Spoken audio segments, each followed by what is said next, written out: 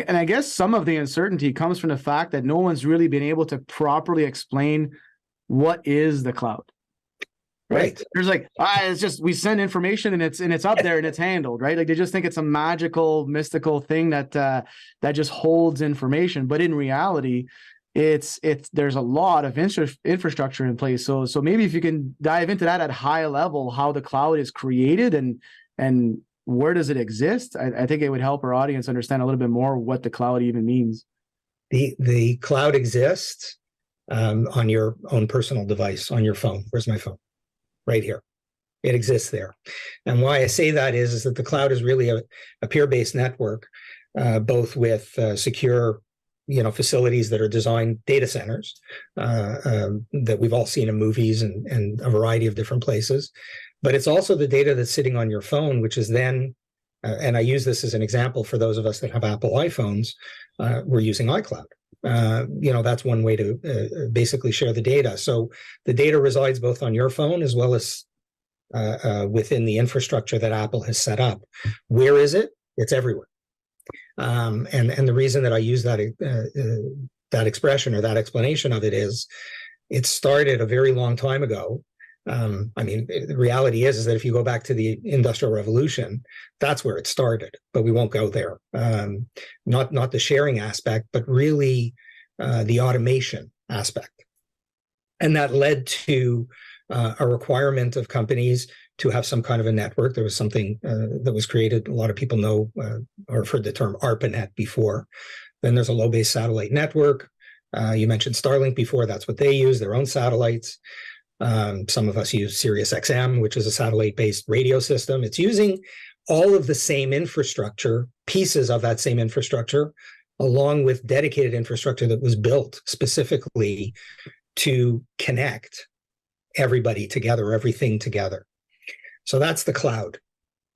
So I have a tendency to talk a lot, right? So, Bradley, yeah, go ahead, Eric. If I can. So just a question, because when you mention it's on my phone and it's on a data center somewhere, but it's everywhere at the same time.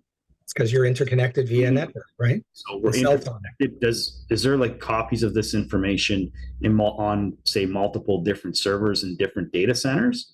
Is that why we refer to it as being everywhere? Yes, that's exactly what if you allow that. Obviously, you don't have to.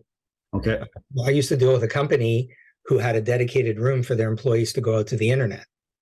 They were trading securities, but they did not want to be connected to the outside network. So they had their own private network internally, and then a separate room where people could go out and with dedicated links in, right? So it used to be very dedicated.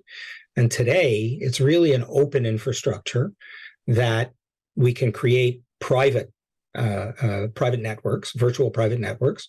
Again, another term that everybody hears is VPN, right? A virtual private network. So once you start getting into that and you start getting into not only the sharing aspect, but really layering the security on top of that so that the data itself is secure between point A and point B, then all of a sudden you have a network. And then once you interconnect those networks, well, that's what the cloud is. It's okay. That simple. It is that simple. And the ubiquity that we get today because of basically the data network that we have on our cell phones is what's going to take us to the next step. So you no longer necessarily have to have dedicated infrastructure. You can use a cellular network, which leverages, the network providers. And all of a sudden, you're limiting your need to manage it yourself, and you're just using it. You're just, even as a large company, you become a user of it. And the security aspect of it is something that, depending upon what you need, it's really up to you to layer that security on top.